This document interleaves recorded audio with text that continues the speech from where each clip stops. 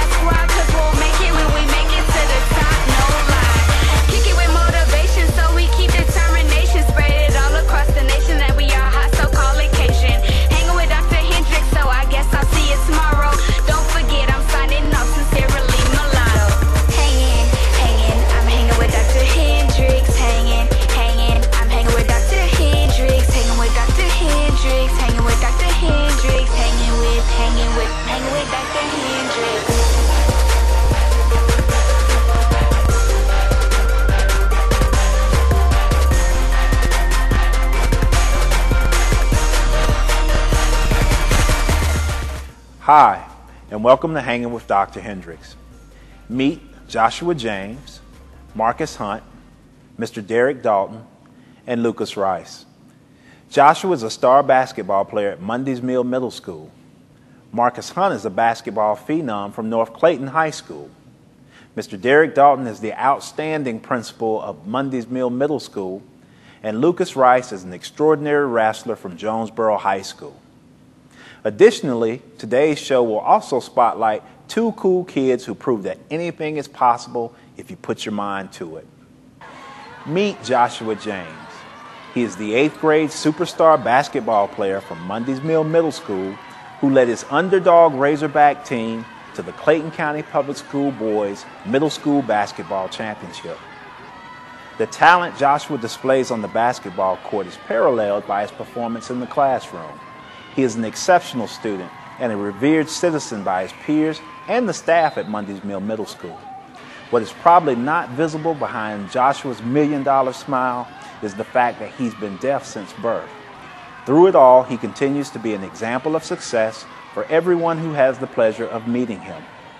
Recently, I had that pleasure of sitting down with Joshua to discuss his athletic success, his goals for the future, and the challenges he has had to overcome. So Josh, first question I have for you is, how did you lose your hearing? I was born. Okay. And more specifically, what is your situation in terms of your hearing? Do you hear some, or are you totally deaf? I'm not totally deaf. I hear at that time. Okay. Yeah. And then I hear that out of the gym. Mm-hmm. Yeah.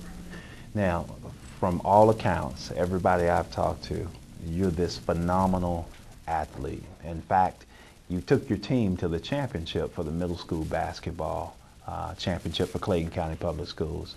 Tell me a little bit about that. I'm happy. I'm very happy. Well, I hear that you should be more than happy because you actually hit, I think, 23 points, which was a little bit more than half your team's points in that particular game, and you guys weren't favored to win the championship. How did you will yourself to be as strong as you are? Because even with your disability, you have proven to be a good student, a good citizen at this school, and then a good ball player. How did you do that?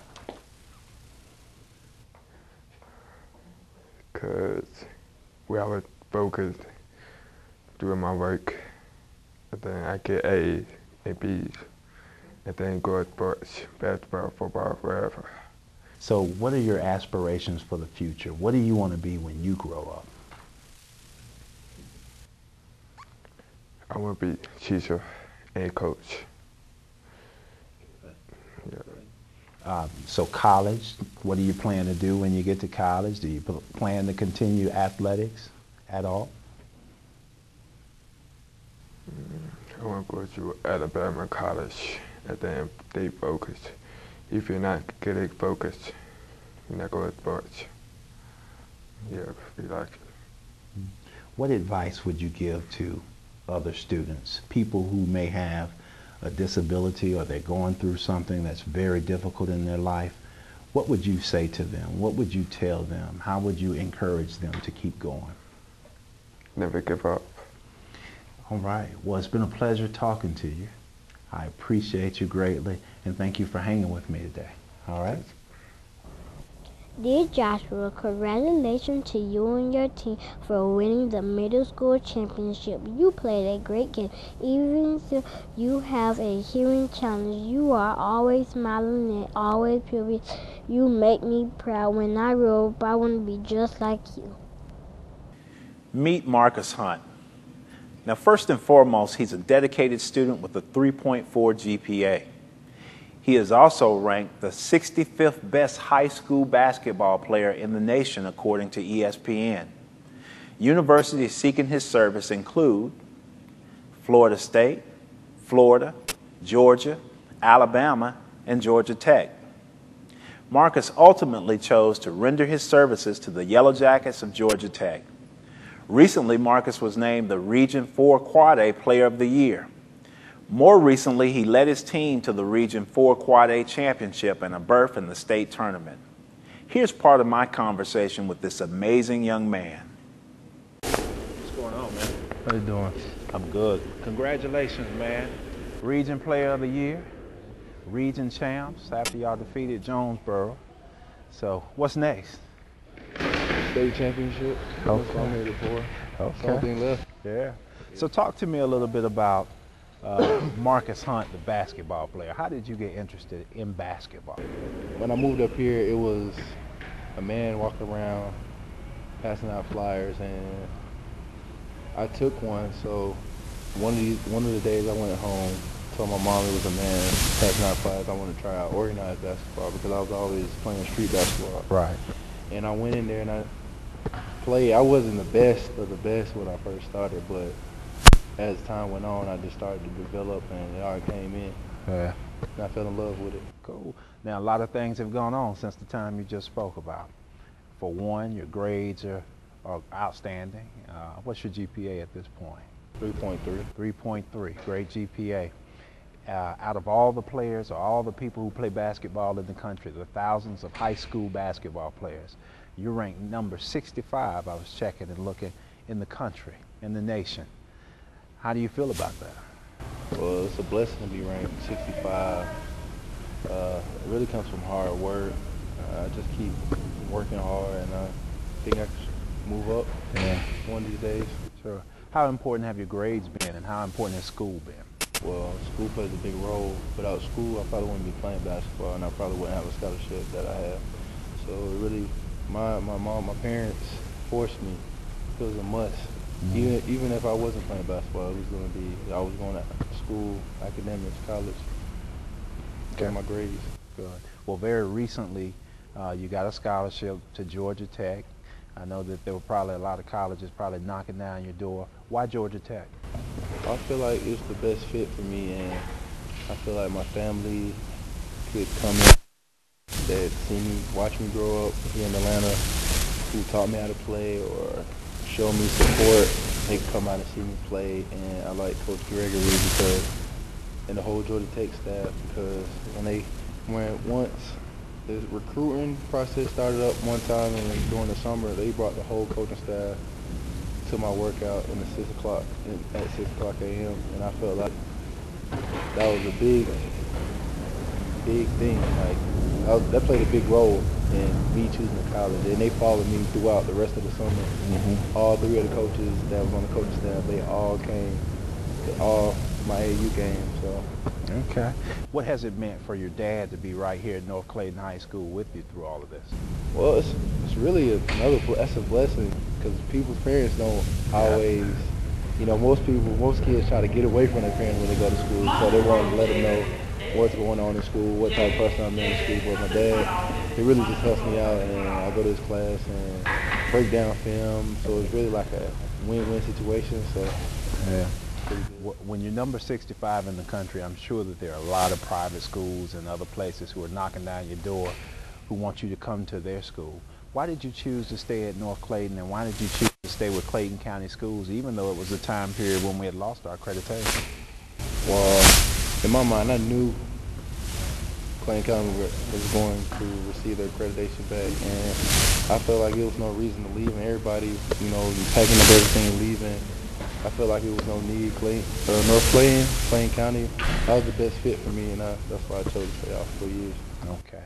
Well, congratulations to you. What's your plans going forward? So now you're headed to Georgia Tech after you make this run for the state championship. So next year you'll be a student at Georgia Tech. You'll be a Yellow Jacket. What comes next? What happens after school, college? Get my education, graduate from Georgia Tech. So I want to take it to the next level, but professional basketball. But if that don't work out, into the business world, like entrepreneur. With business. I like to own my own business. Yeah. I enjoyed my time with Marcus. I was truly honored that he would speak with me. However, there is no way the 65th best player in the nation is going to get away without going through the Dr. Hendrix challenge. For his challenge, he will face one of my very good friends. He's back. Here's Coach.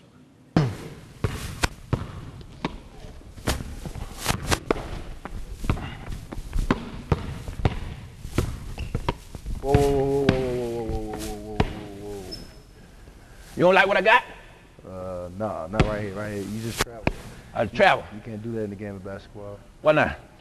That's a violation. How else you gonna get to the other game if I don't travel? To the other game? Yeah, I gotta travel. Yeah, so when you play Riverdale, y'all travel to Riverdale, right? Right. You travel on the basketball court. It's something different. You can't run with the ball. I can travel to the court. You can travel to the court, but not on the court. You can't travel on the court. Well, look here. Since you the big bad man over here, you think you got some skills you can show me? Yeah, I can show you a little something. Okay, let me get ready. Let me get ready. Yeah, you can't use those gloves either. But football. I mean, it was LeBron James with the. No. See, I don't need powder. I just sometimes I had to wear powder, get chafe. You know what I mean? Get a little chafe up in there. But let's go. Let's go. All right. All right. Got to wear my work belt. Just make sure don't nothing happen to me. All right. All right. All right. All right. So the socks. Hey. Look at the Irish, baby. The Boston Celtic Clippers. Yeah. See, the Lakers, Clippers, right here. For the hairline, Clippers. All right, so what's the first drill I need to learn? You know how to shoot? Yeah. Show me what you got. Show you how to shoot. Take out this form now. You can't buy this at the store. Nothing but nets, baby. All right. That's not the correct way to shoot, though. It went in? I know, but all right. Now, say if you was in the game. Okay. And I pass you the ball. Right. And you about to shoot. They're not going to give you a lot of time to shoot the ball. They're not going to give me that much? They're going to block it. They're not going to set me up? No, they're not going to let you do all that. Okay. So what I got to do? Let me show you. All right, show me what I got to do. Well, first off, form. Okay. Your feet parallel to the basket. Parallel. Make sure your arm, what hand you shoot with? I shoot with this hand. Right. Right. So your arm, your elbow to the rim. To the rim. To the rim. And when you release, you should be able to look out the window. This is called, I call it a window. A window. Window, I learned that. It's a window. So a window. Well, I better watch out. Somebody got guns in this window. Look at that right there. It's a gun show in this window, boy. Oh, my bad, my bad. Go ahead. You shoot it and you shoot it up. Shoot it up. Okay. Okay. I think you messed up. You didn't hit the rim. Yeah, that's even better. That's better. That's even better. Okay. Try not to hit the rim. Parallel to the floor. Straight. Straight. Feet. Feet. Straight. Straight to the floor. Straight. Straight. Look for the window. Window. Right there. Right there. I see you. Shoot up. Shoot up. No. All right. At the rim. At the rim. Okay. Shoot up. Okay. So just fall through. All right. I think I got it. You got it. Elbow, window, shoot up. You beginner. It's gonna Give me I think my feet went right. One more time. Elbow, window, look up. Hey, ladies. There you go. One more time. Last time. A little bit soft. Softer touch. Elbow, window, my form. No. You know what? I think I'm ready. I'm ready. Watch the magic. Watch this magic. See how the ball came back? That's magic. That's magic. You see that? You see that? All right, let's go. One-on-one, me and you. The winner get to have the loser's shoes. So you better watch out, baby. I might get your shoe. If you beat me, you can have these right here. Hey, you might be playing hard now. Let's go. Play ball. Let's go. Let's go. That's how you play defense? Time out. Time out. Hold on. That didn't count. I wasn't ready. Technical foul. Let's go. Let's go. Come on. Hold on. The window. Window. Hey, ladies. Try it. Remember? Window. Hey, ladies. Hey, ladies. Shot. All right, let's go. There you go. Let's go.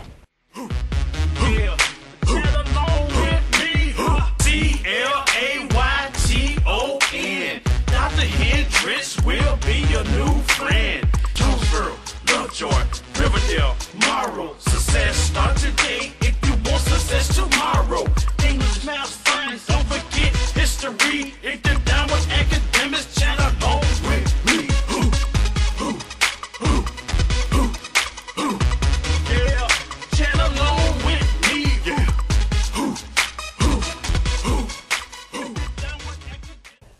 Stop the violence. Time out. That's it. Look at man. Look at him. I ain't never let nobody beat me that bad. Ah, dog. I can't even untie him. They don't even supposed to untie. What's wrong with them? I can't even. They don't even untie. This Look now. This is the new insanity. Right there. New insanity. You good man. Here you go. You can take that with you. Thank you, sir. I feel like the little kid with the Franco Harris jersey. Thank you, sir. Thank you. Dear Marcus, I think you are the best basketball player ever. I think it's great that you have great grades. I love basketball too. And can I have your autograph when I grow up? I want to be just like you. Meet Mr. Derek Dalton. He is the extraordinary principal of Mundy's Mill Middle School. He is a dedicated husband, a doting dad, and the proud leader of the Razorback community. He is also the man he is because of the childhood he overcame and survived. Students, you may see many of your administrators and teachers every day, and you think their lives are or have been perfect. Nothing could be further from the truth. Most of the people who work with you every day have gone through incredible circumstances to be who they are today. Here to tell his story and to encourage you to never give up, it's my friend and my colleague, Mr. Derek Dalton. So, Mr. Dalton. Yes, sir. Where are you from? Give me just a little bit of your bio in regards to your early childhood life as it relates to your hometown and other. From a small town in North Carolina, so I'm a Tar Heel. I grew up about 20 or 30 minutes from Mayberry, and if you've ever seen the Andy Griffin Show, Mayberry is actually a real place. Mayberry, if you look on the map, you won't find Mayberry, but you'll find Mount Airy in Surrey County, North Carolina. So I grew up about 20 or 30 minutes from there. So really small town, not a lot going on. We were very focused on athletics and just having a good time, riding horses, hunting a little bit, swimming in the creek. So just a very simple childhood from that perspective, fun. Okay. Well, just like our students who come into our schools, you had a childhood. Your childhood may have been similar or maybe a little bit different from some of our children, but it was laced with some difficulty. Would you talk about those hardships and the difficulties that you came up in? Well, I think everyone has a different story growing up as a child, and like I said, on one hand, I had a very simple childhood, but on the other hand, my childhood was rather complex due to my household. growing up as a child, I thought everyone, I'd only been in one household growing up, and the way things operate in my house, I thought it was like that in every household until I got older. But growing up, we always had late night knocks at the door, and the way my bedroom was situated, my bedroom was close to the back door of the house. When you're in the country, Dr. Hendrix, everybody comes to the back door. No one uses the front door. So we would always get late night knocks, odd hour knocks at the door, and I would always be the one to go open the door. Going to open the door, folks always wanted to see my dad. You know, it matter if it was 10 o'clock at night, 12 o'clock at night, 1 o'clock in the morning, or 8 o'clock in the morning. It was just always, can I see your dad? Or is your dad up? Or is your dad home? Sometimes it'd be total strangers. Sometimes it'd be folks from the neighborhood. Sometimes it'd be folks from the other side of town. But always knocks, those late night knocks. And my dad would come out. I would go get him after these knocks and requests. And I'd go get my dad. He'd come out. He'd have a quick conversation. He'd go back to the bedroom. He'd come back. Conversation would be over. Person would leave. And this went on for years, as far as I was concerned, from what I remember. But no big deal, because I thought it happened in everybody's house. But basically what I found out as I got older, that those were drug transactions going down. And so it was kind of odd. It was conflicting, because once again, I'm just a second grader, third grader, and I'm just going about my day. And, you know, it wasn't a big deal to me, because once again, I thought everybody had the same situation at their house. I thought this went on at everybody's house. And then every Friday and Saturday night, we always had a load of people, or a group of folks who came to our house and hung out and partied. So it was always a abundance of folks drinking, maybe doing drugs, and it was very visible. Nothing was hidden, and I just kind of weaved my way through the house, go to the refrigerator, get me a soda, weave my way back to my bedroom and watch basketball or whatever was on. So from that perspective, I had a very different childhood, very different. Okay. Now, you saw some other things that transpired based out of the activities that were happening in your household, drug busts, arrests, those types of things. Could you speak about that as well? Absolutely. With those activities going on, it just I became rather, I guess at an early age, just kind of callous, just kind of went along with it. It became kind of routine in our household. My dad was a good person, is a good person, not a great decision maker, but he did what he had to do, I assume, for our family to make sure that we were fed and make sure that things were going well, you know, financially in the household. And I guess if you wanted to give it a name, it was a hustle. My dad was a hustler, and his choice of hustle was drugs. And so from that perspective, you know, he was doing what he figured was the right thing to do to take care of me and my sister and my mom and himself. But in fourth grade is kind of when reality hit, on the wrong side of wrong, actually, when everything hit the road, I guess you would say. And that was one of those Friday nights, and we had people over, and same party, alcohol, drugs, same routine, you know, no big deal. I'm in my room, and I come out and I go to get a glass of water out of the spigot. I don't know if you call it spigot, but we went I'm from the country too, okay. So I understand spigot. So I went to get a glass of water, and while I'm getting a glass of water out, I noticed two sheriffs running down the street with shotguns, and they're full speed ahead. And I just turned and I looked at my dad. I said, "Hey, Dad," I said, "you know, a couple of policemen running down the street." And by the time he jumped up, basically they just collapsed the house. So it was a full-blown drug raid at that point. And, you know, at that time, you know, everyone who was in the household was arrested. And they had probable cause. They had everything they needed. They'd done their investigation. Everything they needed was there. And they found everything they wanted. People were arrested that night, including my father. And simultaneously, and I know this is kind of a reach, but simultaneously, while the drug raid was going on in my house, where I was in fourth grade, it was a simultaneous drug raid going on a half a mile away at my grandfather's house, whose choice of hustle was selling alcohol by the cup, and illegally, of course. And so it was kind of a generational thing. And they raided my grandfather's house, and of course my grandfather, he ended up being arrested as well as my father. So same night. Wow. So you look at that, were there sentences that were handed down based on these, or were there more raids, or was this the only time it happened and then it ceased? Well, that was the first time around, and my dad and my grandfather both received a couple. I think it was probably 2 years. It's been a while, but they both received like 2 years. First offense, they got out. Grandfather, you know, he did well after he got out. He was older, of course, and my father, And I guess when you look at the game, and you know, some people know the game, and you know, when you look at the game, you get caught in the game sometimes. And that was his hustle. When he got out, it was hard to really get a job. So after a couple of years, and I'm kind of back and forth because the divorce came soon after he got out. My parents divorced, and I was kind of staying with mom and dad, you know, just kind of bouncing across town whatever I needed to do, whoever I was staying with that weekend, whatever the case may be. But at the same time, he ended up having to go back to the game again just to make ends meet. And there were times when I would come see him or come visit him from my mom's house, and he would be sometimes without power, without money. And, you know, he went back to what he knew, and that was the hustle. And that did lead to another bust. And then it led to another bust because once he's caught in the game, there's no jobs. I remember him working at Waffle House once, and he couldn't catch my Friday night football games because he was at Waffle House. That was a busy night at Waffle House because he was cooking. So I would leave my football games and I would go straight to Waffle House and give him the play-by-play with me playing quarterback that night and tell him exactly how the game went. And that was some time we shared. But, you know, it was hard for him to get a real job to, you know, actually make some money. So he reverted back to what he knew. So he was busted a second time. And then when I went to college and I was playing baseball in college, you know, I was actually in my dorm room about an hour away watching the news with my roommate.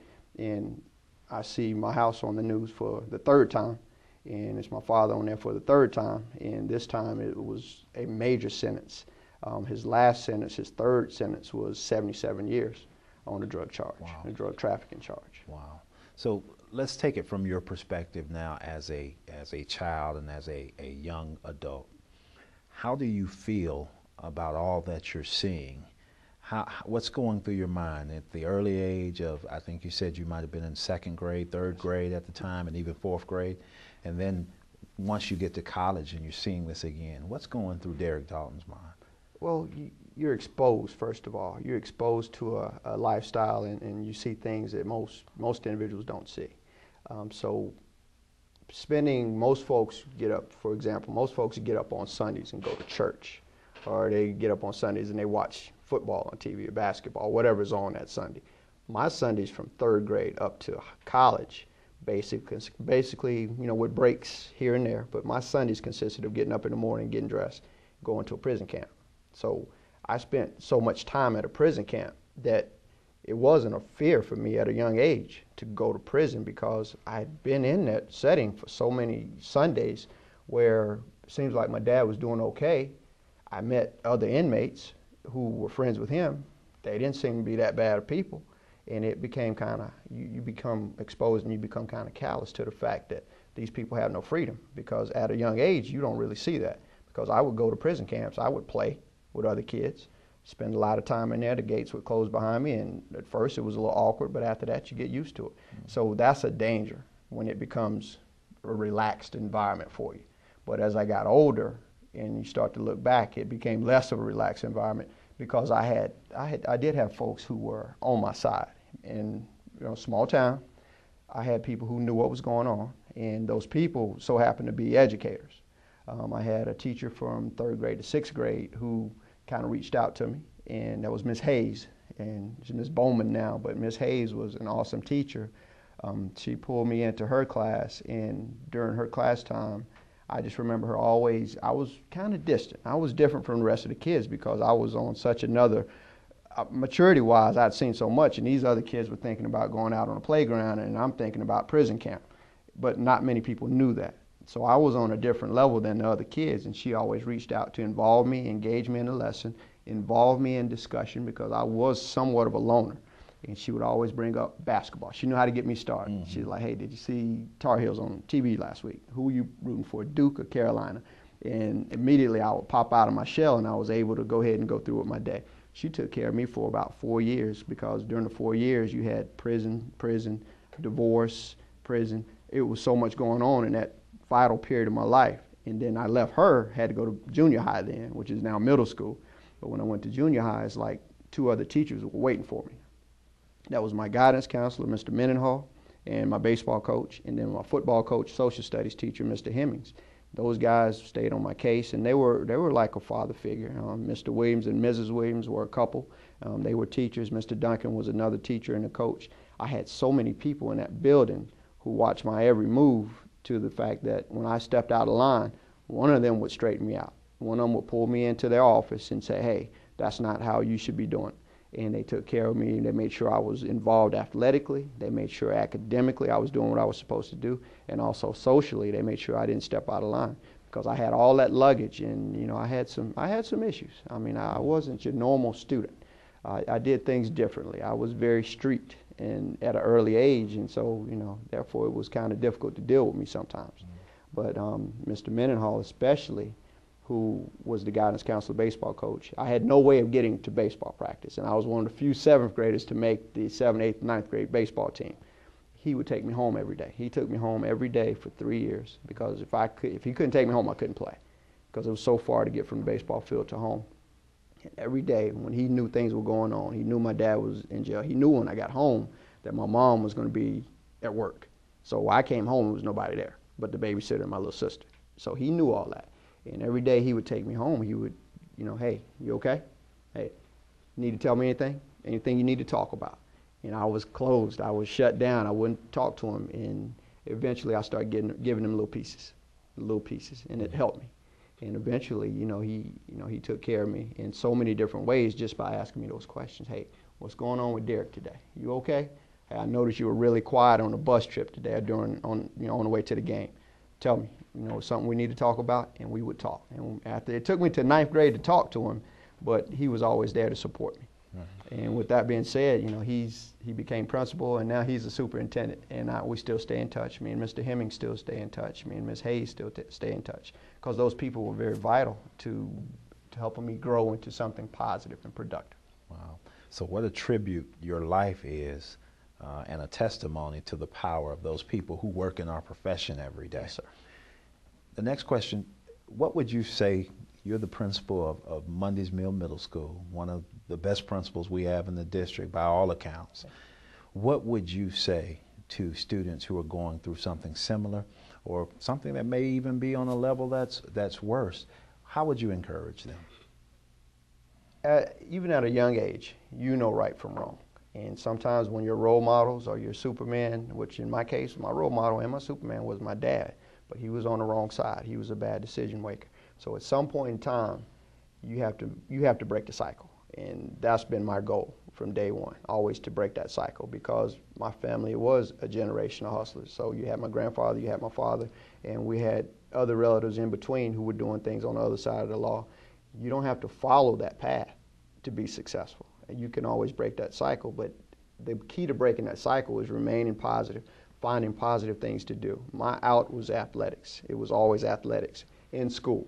In school and then athletics, if you want to be specific. I was an A-B student always, and I continuously stayed involved in athletics. So if you follow the right path, and you don't have to follow the wrong path, even though you see it every day and it consumes you every day, you have to set your goals higher, and you have to make sure that you understand that just because you're seeing it, just because your brother's doing it, just because your mother and maybe even your father are doing things that are wrong, and you know they're wrong, you don't have to follow that path. You can create your own path. And that's always been my goal, is to create my own path outside of all the negativity that I saw. Because I saw the other side of it. I saw what happens when things, which they will, when things go wrong when you're in the game, when you're hustling. It's not always glitz and glamour like it may seem. The money may be fast, the money may be good, but it doesn't last. It never lasts. And at some point in time, you're going to crash. The last question. You have 3 young men of your own. Yes, sir. What is your desire and hope for their lives as they move into, I guess, adolescence on into adulthood? Yes, to be there with them. There was so much time lost with me and my dad, as he was locked up on 2 or 3 different occasions. And those blocks of time, you can't get it back. I can't go back and say, hey, Dad, I was struggling in 5th and 6th grade, but you weren't there. Can you go back and teach me some lessons that I should have known in 5th and 6th grade? I can't. That was lost time. Even though I had those teachers there, it's not the same as having your father there. So my goal is with my boys is to be there with them all the time, give them guidance, not to the point where they're like robots, but I like to give them options. And I've already started giving them options. Okay, here we go. You're upset about this because your brother took your car. You can either A, you can go talk to your brother, or B, you can go snatch the toy away from your brother, or you can go and destroy the car or do whatever you want to do. So what are your options, or what do you think the best path is? And I let them think it out, and I allow them to grow. But the biggest thing is just to spend that time with them for when those situations arise, so they'll be prepared when they get older to make good decisions. And because Daddy won't be there all the time, right. And you know they're good guys. I love them. I have a great wife, and she's awesome. And just like I had a great mom. Right. I think I failed to mention that. While my dad was being locked up, she was a rock. Absolutely. She was tough. I mean, my mom went to work 4 to 12. She got home at midnight. She wasn't there to help me with my homework, but I wasn't starving either. And she had to make that thing work for me and my sister. Right. And to this day, she actually worked at a cigarette factory, worked there for 30 years. And I remember her taking me with her before she started working at the cigarette factory. I remember her taking me to work with her. Right. She worked in the cafeteria at the intermediate school. She worked in the kitchen. And then she got on with Reynolds, worked for 30 years. She retired about 5 years ago. And she's working back in the kitchen again. Wow. She just has a tremendous work ethic. She doesn't have to work, but now she's back in the cafeteria working on the line just like she was 40 years ago. And right. She's an awesome person. But my wife is, on the other hand, she's that rock in our family. We work well together. We're great teammates. And, you know, we're just trying to set the right example for our boys and make sure that they can fend for themselves when they get older. Well, your story is going to be a testimony to so many people who are going to be watching. And Clayton County Public Schools, and definitely Mundy's Mill Middle School and the community that it services, are very fortunate to have Mr. Derek Dalton as their principal. So thank you for joining Dr. Hendrix today. Thank you, sir. Dear Mr. Dalton, thank you for sharing your story. Being a kid can be hard. I think you are very brave. Great job on all you have done. When I grow up, I want to be just like you. We have 2 coolest kids for this show. Cameron Everett is a junior at Lovejoy High School, and he is amazing. He epitomizes the term Renaissance man. He is an honor student in the IB program. He is also a highly rated golfer, leading his team to the region playoffs last year. What's most amazing is Cameron's participation in the Fernbank Science Center's robotics program. Cameron has been to nationals twice as the only Clayton County student in this program. Patrick Crutchfield is an 8th grader at Lovejoy Middle School. He has all the accolades. He is a good student, and he is very active in athletics at his school and in the community. Not long ago, he was a young man grieving the loss of the closest person in the world to most of us, his mom. Through it all, he managed to work hard towards his academics and athletics and take care of his younger siblings. Meet Lucas Rice. Lucas is a freshman at Jonesboro High School. He is an honor student with a better than 3.0 grade point average. He is also ranked number 3 in Region 4 Quad A in wrestling. He is also a native of Ethiopia, a country in the continent of Africa. What is most amazing and speaks so deeply to this young man's character and toughness is that he has accomplished all that he has academically and athletically in spite of the fact that he has been blind since birth. I am sure you will find Lucas to be an amazing spirit and someone to be admired. He is the incredible Mr. Lucas Rice. Lucas, you have a very interesting background. Would you start by just mentioning where you're from and what life is like in your homeland? All right, I'm from Africa, Ethiopia to be exact, and down there in Ethiopia, I realized that kids didn't have all the opportunities that they have down here. Like, for example, there were no such thing as video games, no computers, and for fun things, kids usually played outside. That was pretty much all the fun you can get. There was no coming home after school, sitting down, watching TV. And there were TVs, I'm sure, and computers, but only, you know, people who had enough money for that had those kind of things. Okay. Now, people may not know this, but you're legally blind, correct? Yes. How did you lose your sight? I was born without sight. Okay. Now, here's what's incredible to me. We're going to get into the athletic side in just a second. Okay. but you have managed to be an AB student here at Jonesboro High School. And I know with the disability that you have, that has posed some challenges. How have you gotten through that? How have you managed to be the success academically that you are? For one thing, I've got everything that I need to learn, like the books, Braille books, which are what I read with my fingers, and other and paper. When the class gets their worksheet to do their answers and their question, I've got that in Braille too. So I've pretty much learned how to read. The letters are shaped differently, but it's still the same thing. So Braille helped me out a lot.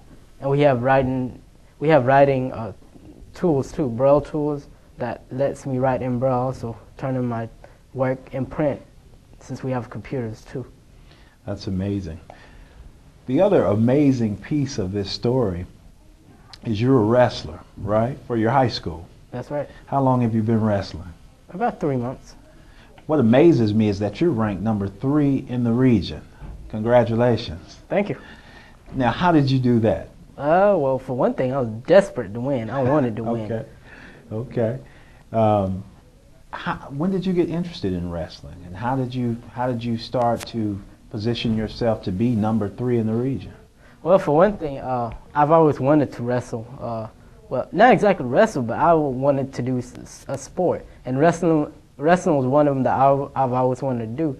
And schools that I went to before, they didn't have wrestling, but then down here they had wrestling, and coach said that I can join, so I decided to join. And it was a sport that I could do, that I can join in. There was you don't have to see to wrestle. Okay. You just got to feel. Expound on that a little bit, because people who don't wrestle may not know exactly what you mean. You don't have to see the wrestle. You have to be able to feel. Talk about that a little bit. What does that mean? Well, for one thing, when you wrestle, you have to feel where the person is. Yeah, you can look at them, but you also have to feel them. And then you have to grab their hands, and make them. If you want to make them fall down, you have to feel where their legs are and everything. You have to know where they are to wrestle. So who is your support system? Your family? Is it your teachers? Who's your support system? Who's helped you to be the Lucas Rice that you are today? Oh, lots of people have helped me. Lots of people. I've had teachers. I've had many. Like last year, I had some teachers who inspired me to be real good at what I do. I had teachers here, and many, in all of my life, I've had different people who inspired me. My family also, they've always inspired me. And plus, one thing that inspired me is people underestimated me too, because they think just because I can't see that I'm not as intelligent as they are. So when people, say stuff like that, that just inspired me to show them that, that I'm not smart as them. That's incredible. I'm glad you used that as motivation, and that's powerful for other people to hear as well, because a lot of people in this world get underestimated. What advice would you give to other people? Because here you are, a young man at the beginning of his life, basically paving a way for yourself so that your academics are intact. Along the way, you're having some great fun being a high school athlete. There are other people who have challenges. They may not have a sight challenge, but they may have a challenge in terms of, a medical challenge or financial challenge, or maybe they don't have parents. What advice would you give them, and how would you encourage them to stay strong? You have to one thing is you have to encourage yourself. If people encourage you, but if you don't encourage yourself, then there's not much encouragement there's not much you can do without encouraging yourself. For example, when I wrestle, I've been telling myself all this year, you're gonna get it. You're gonna be good at this sport. And if it wasn't for me, then I wouldn't be as good. I mean, everybody in the wrestling room could say I'm gonna be good, but then if I don't have the courage, if I don't encourage myself, if I say I'm not gonna be good, but everybody else is saying I'm gonna be good, then it's gonna be me. It's gonna be me. The way I act is gonna be the way that's gonna end up. The only reason why I'm good at what I do is because I want it to be, and I encouraged myself to do that. And that sounds like some great advice that could translate into academics and into life in general. You know, encourage yourself, make sure you're the best that you can be, and at all times just do your best. Never give up. That's what I think I hear you saying. That's right. That's right. Okay. Well, Mr. Lucas Rice, it's been a pleasure having you here with me. So thank you for hanging with me today. We should all be very proud of students like Lucas. Lucas, his teammate Jaleel Malik, and his coach were gracious enough to share some wrestling techniques with one of my friends. At every school I've visited, kids have been asking for this guy. As requested by all of the wonderful people I meet in schools every day, here he is. It's old school. Hey guys, we're going to bring in a new training partner to get you ready for state. He's an older guy, trying to relive his glory days. You know, I try to tell him how tough you are, Lucas, that, you know, you're one of the best of the best. You know, I think he underestimated you because of your penalty, hold up. Okay, so kind of take it easy on him. Now don't beat him up too bad. Hey, what's going on? What's going on? Ding!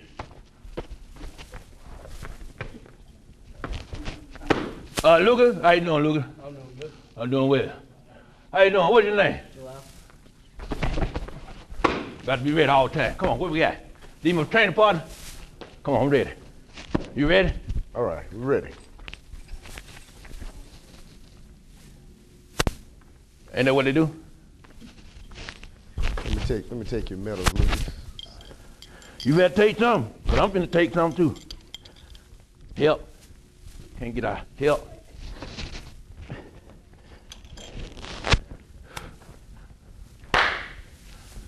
Y'all ready?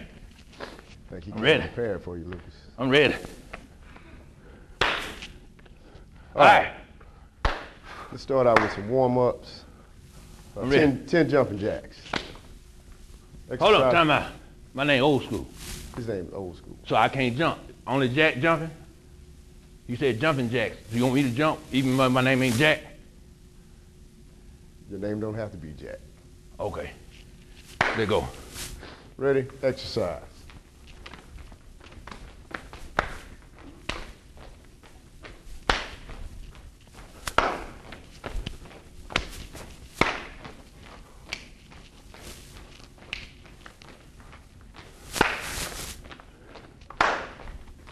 All right, good.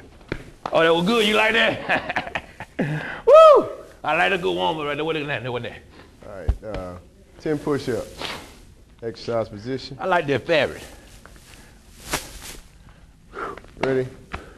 Go. You say go? Hold up. Hold up.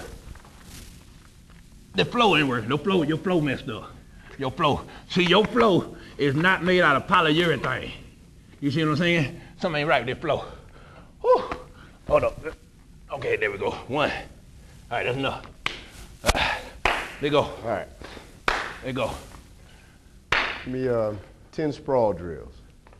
A sprawl drill is a defensive drill to protect your legs in a match. All right, let's go. Lucas, you want to demonstrate for us? Sure. All right, ready? Hit it. Pop back up as quickly as you can. All right, every time I say hit it, y'all hit a sprawl. Ready? All right. Movement, movement. Side to side. Hit it. Hold on. Now look, time out. Let me get in the middle. 4 times, 3 times. Three times. Okay. So. Yeah, see what? Pride. Yeah. All right, let's go. Let's go. I'm ready. Circling. Hit it. Hit it. I don't know. Come on, Old School, hit it. Hit it. I'm hitting it. You told circle. Hit it. Watch it with hit it. Hit it. This was Dr. Hendrix right here. That was Dr. Hendrix. Oh, got it. Hit it. Hit it. Hit it. All right.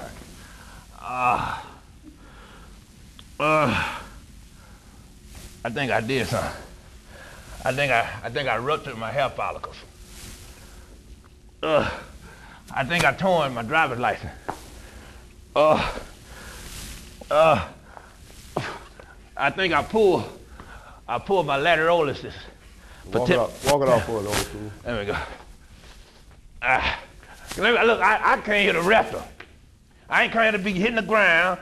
I do that dance now. I can't hit a wrestler. Who wants to get some of this old school? Luke, you want some of this?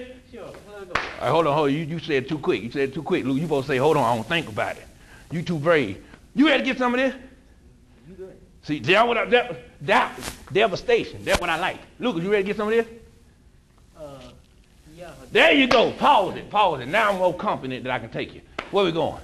I like this rope right here. Bring it right here to the center. Come on. All right, what's my name? Old school. Okay, so we don't got no crazy name. We don't like the Heatley hamburger with the Heatley. Got that from Ed Heatley. I got the whole outfit from Ed Heatley, the superintendent. Fly. He bought this from New Mexico. You know, he always like to try to say he's from the West Coast. Driving a Harley Davidson truck. Ed Heatley. Let's go look at what you got. All right. Now the rules for blind wrestlers, you got to maintain contact at all times. Okay. Anytime contact broken, we got to stop and reset you. Okay. All right. Your hands like this, one hand over. I like this. Hold on, do it again. I got you.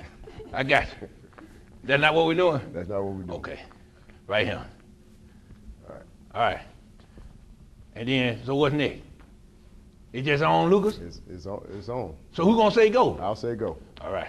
Ready? Go. Hold on, hold on, hey.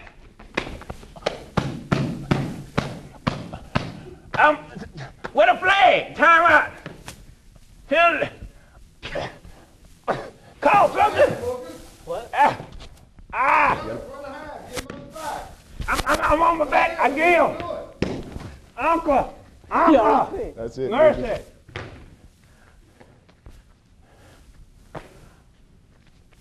What a child of, what a mercy. There's no tapping out in wrestling. It's not UFC. No. Okay, let's try it again. Hold on, time out.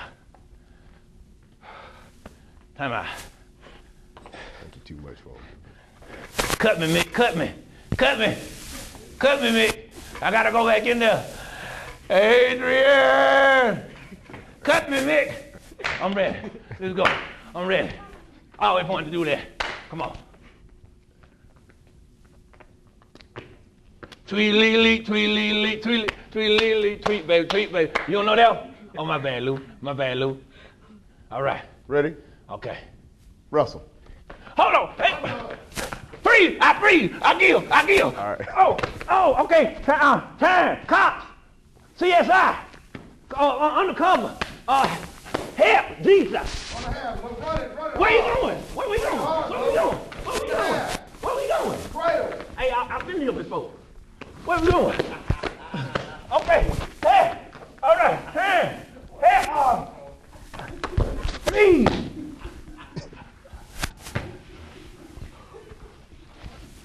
I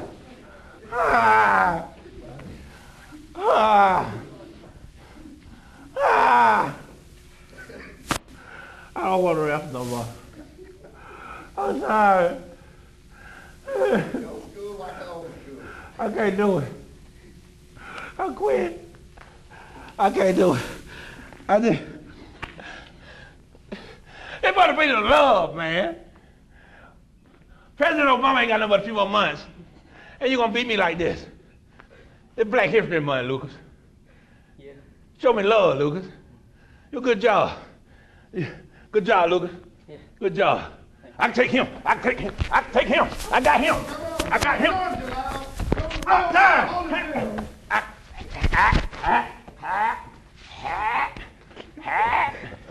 Ha!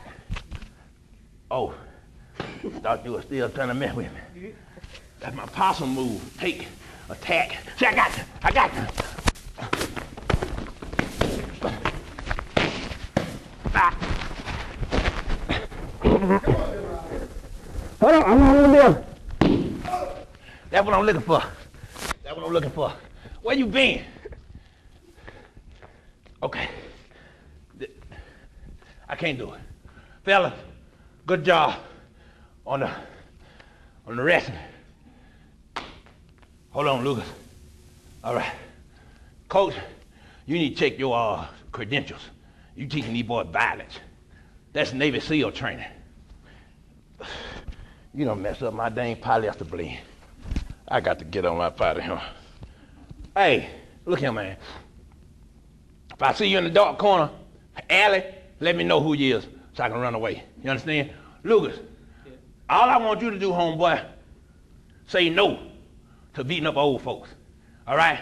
Say no. Can you say no? Say no, Lucas. No. Good job, Lucas, my man.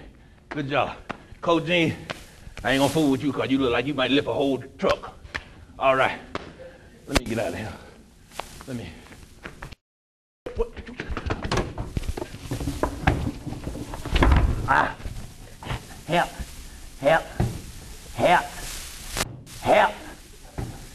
Help. Help. Nobody gonna help me.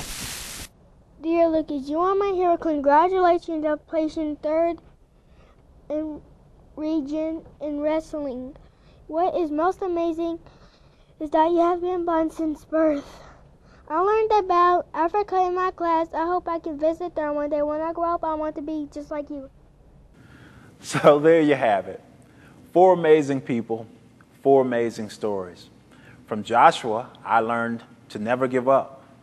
From Marcus, I learned what it means to have the heart of a champion. Mr. Derek Dalton epitomizes the power and promise of education, regardless of challenging childhood circumstances. And Lucas teaches us that there is no disability that can't be overcome. So here's a question for you kids. Who do you look up to? Who are your friends? Are they people who are fighting through their challenges and finding success? Or are they unfocused individuals headed for self-destruction based on poor choices, inconsistent good habits, and negativity towards other people? I challenge you to find a person or people to look up to who love life, who are passionate about something that benefits someone other than self, and who has a laser-like focus on a positive plan for their life. Believe me, it doesn't matter where they are from or what their current life circumstances may be. Amazing people come in all shapes, sizes, and colors. They overcome all types of challenges, some of which are not visible to the naked eye. As always, thank you for hanging with me today. We are very fortunate people. We still have the opportunity to make each day the best one we've ever had by doing something positive for others. Great things continue to happen in Clayton County schools. I'm Dr. Hendrix. We are Clayton County.